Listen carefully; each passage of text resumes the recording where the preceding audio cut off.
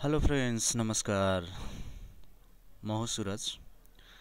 आज मैले तपाईहरु माझमा एउटा छुट्टै विषयवस्तु लिएर उपस्थित भएको छु र हाम्रो यस अनलाइन कम्प्युटर ट्रेनिङ सेन्टर मार्फत तपाईहरुलाई विभिन्न कम्प्युटर सम्बन्धीका कुराहरू हामीले सिकाउँदै आइरहेका छौं र अब भने म तपाईहरुलाई विषयवस्तुतर्फ अवगत गराउन चाहन्छु र सबैभन्दा पहिला हाम्रो यस च्यानललाई सब्स्क्राइब गरिदिनु भएको छैन भने कृपया सब्स्क्राइब गरिदिनु होला र लाइक, शेयर, कमेन्ट पनि गरिदिनु होला र तपाईहरुको कुनै सल्लाह सुझाव छन् भने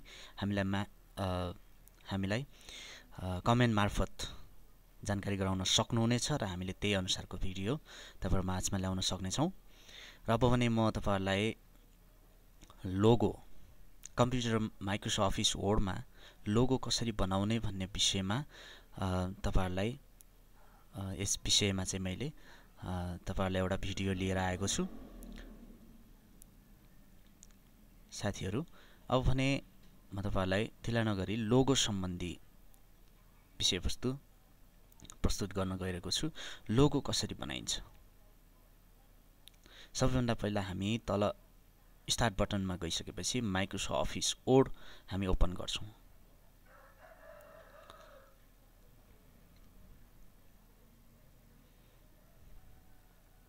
माइक्रोसफ्ट अफिस वर्ड हाम्रो ओपनिङ हुँदैछ।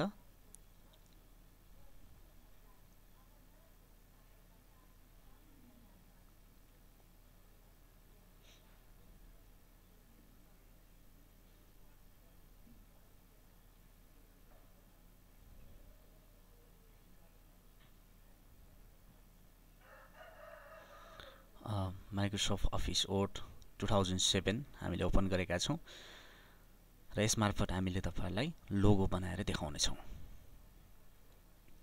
फर्स्ट अफ अल हामी इन्सर्ट बाट सुरु गर्छौं। इन्सर्ट, त्यसैगरी हामी शेप्स मा जान्छौं। शेप्स, यसमा विभिन्न सांकेतिक कुराहरू हामी देख्न सक्छौं यहाँ र हामी सबैभन्दा पहिला लोगो एउटा डु नोट मार्फत हामीले लोगो बनाउने छौं। डु नोट ओपन गर्दै छौं।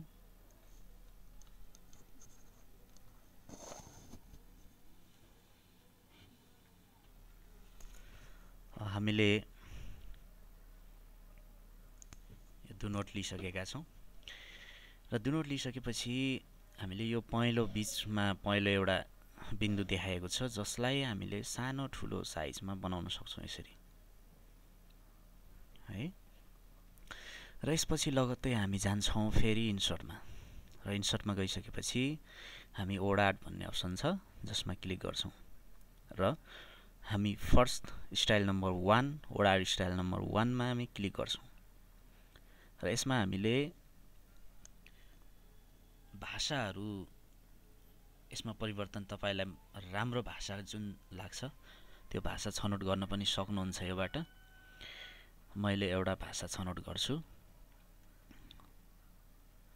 कभर प्लेट गोठी बोल्ड भन्छ, यो लाइट हो, बोल्ड दुईटा भाषा छ र यसमा कभर प्लेट गोठी बोल्डमा चाहिँ मैले क्लिक गर्छु र यसमा यस्तो खालको एउटा सबै क्यापिटल लेटरहरू देखाइन्छ जस मार्फत हामीले यसलाई सिलेक्ट गर्छौं र लेख्छौं।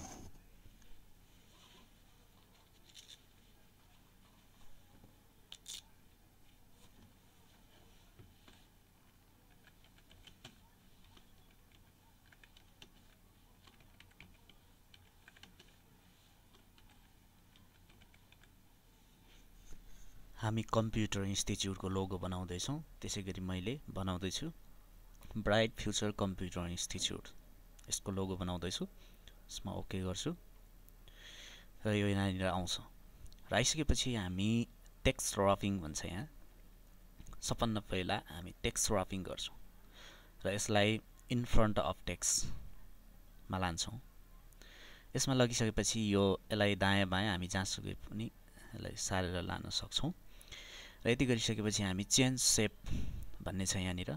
चेन्ज शेप अर्थात यो ए जसलाई चेन्ज ओडाट शेप भन्छ, चेन्ज शेपमा गएर हामी क्लिक गर्छौं र यहाँ विभिन्न कुराहरु तपाईहरुले देख्न सक्नुहुन्छ। हामी त्यही अनुसार यसमा सेकेन्ड स्टेपमा छ जसलाई हामीले अर्ड्स अफ ग्रुप भनेर चिन्छौं। क्लिक गरौँ र सबभन्दा यताको दाहिनेपट्टिको सबभन्दा तल्लो बिन्दुबाट हामीले यसलाई तलतिर घुमाउँछौं आवश्यकता अनुसार। यसरी घुमाउँछौं र घुमाइसकेपछि हामी यसरी देख्न सक्नुहुन्छ। मैले यहाँनिर लिएर राखेको छु यसलाई र यसलाई तपाईले आवश्यकता अनुसार ठुलो सानो साइज बढाउन सक्नुहुन्छ। यसरी पहेँलो बिन्दुबाट थोरै तल खिच्नु भयो भने अझै अक्षर मोटाइ बढ्दै जान्छ। र यति गरिसकेपछि मैले यो अक्षरलाई मिलाइसके र त्यसपछि म फेरि इन्सर्टमा जान्छु र शेप्समा गएर छेउमा मैले आवश्यकता अनुसार कुनै सांकेतिक कुराहरु राख्न चाहन्छु र मैले स्टार्ट 5 पोइन्ट स्टारलाई राख्दिन्छु। र यसमा मैले 5 पोइन्ट स्टार पनि राख्दै छु। राखिसके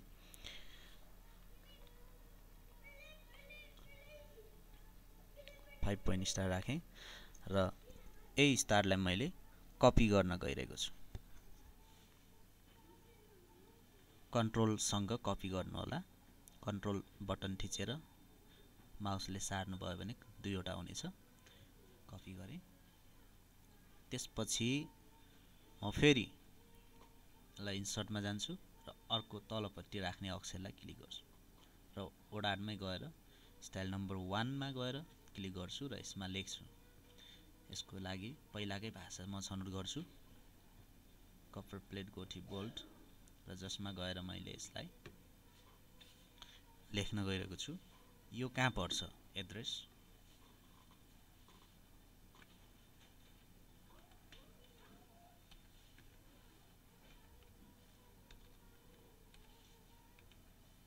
तोरपाटन नगरपालिका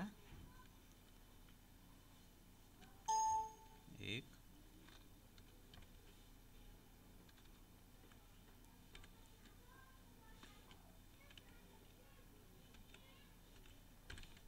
तोरपाटन नगरपालिका 1 बुर्तिबाङमा पर्छ। ओके। त्यसपछि म text wrapping in front of text र यसलाई म तलपट्टि लैजान्छु।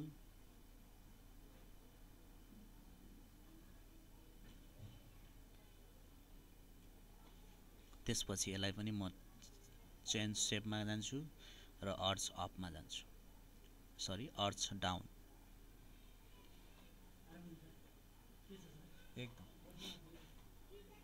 त्यसपछि फेरि पनि दाहिनेपट्टिको माथिल्लो बिन्दुबाट यसलाई म खुम्चाउँछु माथितिर।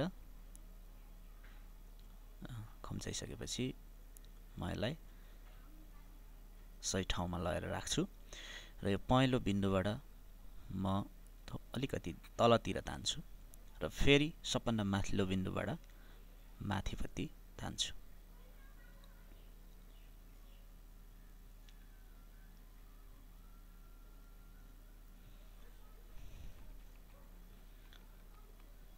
यसरी मैले तानिसकेपछि यो मिल्न जान्छ। यसरी मिलाउँछु म र यति गरिसकेपछि अब मैले यसलाई कलर गर्न गइरहेको छु। जसलाई कलर गर्ने हो त्यसैमा क्लिक। यो खाली भागमा क्लिक गरे भने डु नोट एक्टिभ हुन्छ जसमा माथि फर्म्याट छ। फर्म्याटमा गएर मैले यहाँनिरबाट आवश्यकता अनुसार कलर गर्न सक्छु। जस्तै म यो कलर गर्छु। त्यसैगरी म यसलाई पनि कलर गर्छु। शेप फिलमा गएर भित्री कलर राख्छु अनि यतापट्टि पनि same colour sorry line colour भएछ यसमा कलर गर्छु र लाइन कलर पनि हामीले फरक गर्न सकिन्छ। जस्तै रातो यसमा पनि रातो कलर लाउन सक्छु र हामीले यसको लाइन मोटाइ आवश्यकता अनुसार बढाउन सकिन्छ। शेप अन आउटलाइन वेज त्यसपछि हामी यहाँबाट मोटाइ बढाइदिन्छौँ। शेप्स आउटलाइन वेजमा गएर आवश्यकता अनुसार मोटाइ बढाउन सकिन्छ। त्यसैगरी यसको पनि हामीले आउटलाइन कलर राख्न सक्छौं। मैले रातो कलर राखिदिन्छु र आउटलाइन मोटाई लाइन मोटाई पनि हामीले राख्न सक्छौं आवश्यकता अनुसार मैले राखिसके। र यति गरिसकेपछि अब म अक्षरलाई कलर गर्छु। अक्षरलाई कलर गर्नको लागि अक्षरको कुनै पनि वर्डको बीचमा क्लिक गर्नुपर्छ। गरिसकेपछि त्यो अक्षर एक्टिभ हुन्छ। एक्टिभ भइसकेपछि फर्म्याटमा गएर हामी सेप आउटलाइन र फिल कलर गर्छौं। फिल कलरमा मैले नीलो राखेँ र सेप आउटलाइन कलरमा रातो राखेँ, अर्थात् नीलो नै राख्छु भनेपछि त्यही कलर राख्न सकिन्छ। र तलपट्टिको अक्षरलाई क्लिक गर्छु। तलको अक्षर एक्टिभ भइसकेपछि मैले फेरि त्यही कलर गर्छु। हामी देख्न सक्छौं लोगो डिजाइन हुँदैछ। र यति गरिसकेपछि हामी अब लगत्तै यसलाई भित्र कुनै एउटा सांकेतिक कुरा राख्न चाहन्छु, जसको लागि तपाईं तलपट्टि लोगो भन्दा केही तलपट्टि डबल क्लिक गर्नु होला। डबल क्लिक गरिसकेपछि यहाँ यो कर्सर आउँछ र आइसकेपछि बल्ल तपाईले इन्सर्टमा गएर सिम्बलबाट मोर सिम्बल गरेर यसबाट नर्मल टेक्स्ट भनेको छ फन्ट, हामीले सांकेतिक कुराहरू पाउँछौं। अन्तिम फन्टमा गएर विन्डिङ्स भन्ने फन्ट छ एउटा, जसमा क्लिक गर्नु होला र यहाँबाट विभिन्न सांकेतिक कुराहरू हामी देख्न सक्छौं। र यो कम्प्युटरको लोगो भएको हुनाले मैले चाहिँ यसमा कम्प्युटरकै संकेत राख्न चाहन्छु। जस्तै मैले थोरै छनौट गर्छु।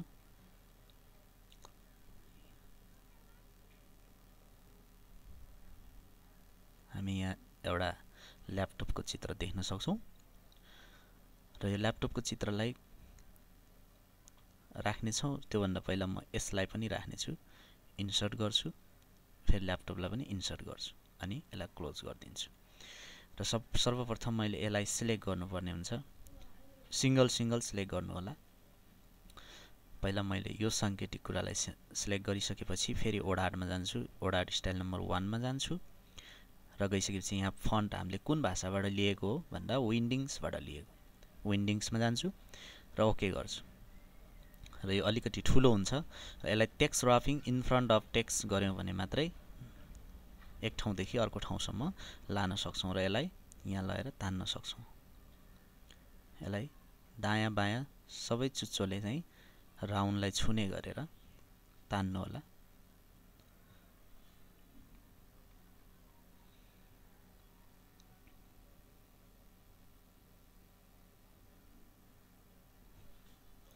यसरी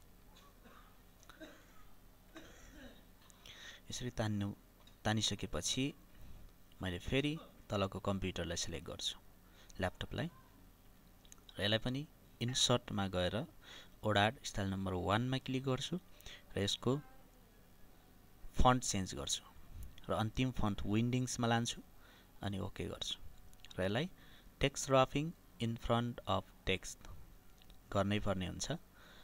अनि मात्रै हामीले दायाँ बायाँ सारेर लान सक्छौं एक ठाउँदेखि अर्को ठाउँसम्म।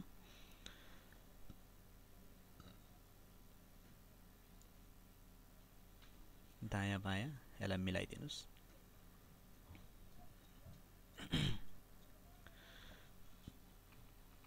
मैले मिलाएर राखिसके। अब मैले आवश्यकता अनुसार यसलाई कलर पनि गर्न सक्छु। यसलाई कलर गर्छु, सिलेक्ट गर्छु र फर्म्याटबाट सेप फिलमा गएर कलर गर्छु अनि कम्प्युटरलाई पनि मैले यसलाई कालो कलर गर्छु र सेप लाइनलाई पनि कालै गर्छु। अलरेडी कालै छ। ओके, यति गरिसकेपछि अब लोगोको डिजाइन लगभग पूरा भएको छ र यति गरिसकेपछि मात्रै हामीले लोगो तयार भयो। अब एउटा काम मात्रै गर्न बाँकी छ, जसमा हामी बाहिर क्लिक गरिसकेपछि हामी होममा जान्छौं र होम मार्फत हामी सिलेक्टमा गएर सिलेक्ट अब्जेक्टमा क्लिक गर्छौं र गरिसकेपछि यसलाई माथिबाट पुरै घेरामा पर्ने गरी तान्छौं। यसरी यता अलिकति काटियो भने पनि यो सिलेक्ट हुन पाउँदैन, यता काटियो भने पनि सिलेक्ट हुन पाउँदैन। यसलाई फुल घेरा भित्र यसरी क्लिक गर्छौं र फर्म्याटमा गएर यहाँनिर ग्रुप देख्न सक्छौं। ग्रुपमा गएर यसरी ग्रुप गर्न सक्छौं। अब चाहिँ हाम्रो लोगो बन्यो। अब हामीले यसलाई एक ठाउँदेखि अर्को ठाउँसम्म लान सक्छौं र यसलाई ब्याकग्राउन्डमा पनि राख्न सक्छौं। कसरी भन्दा माथिपट्टि यसलाई हामीले कपी गर्छौं। कपी गरिसकेपछि यहाँ डबल क्लिक माथिपट्टि हिडरमा चाहिँ डबल क्लिक गरेर यहाँ आएर पेस्ट गरिदिन्छौं। पेस्ट गर्यो भने यो यहाँनिर बस्न सक्छ र माथि डबल क्लिक गरे फेरि त बाहिर डबल क्लिक गर्यो भने यसलाई हामीले यदि डिलिट गर्यौं भने पनि त्यो ब्याकग्राउन्डमा एउटा बस्छ र हामीले यहाँ अक्षर लेख्न पनि सक्छौं। देख्नु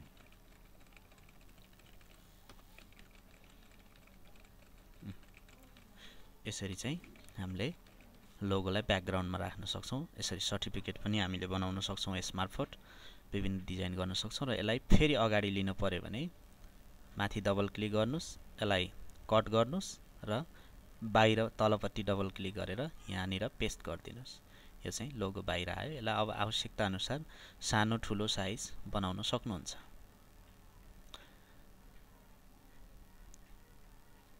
यो नै हाम्रो लोगो बनिसकेको छ। साथीहरु, यसरी हामीले लोगो बनाउन सक्छौं र यस्तै कुराहरुको लागि हाम्रो यस च्यानललाई सब्स्क्राइब गरिदिनु होला र हामी निरन्तर तपाईहरुको साथमा छौं र हामीले अनलाइन मार्फत तपाईहरुलाई फ्रीमा कम्प्युटर सिक्ने मौका दिएका छौं। धन्यवाद।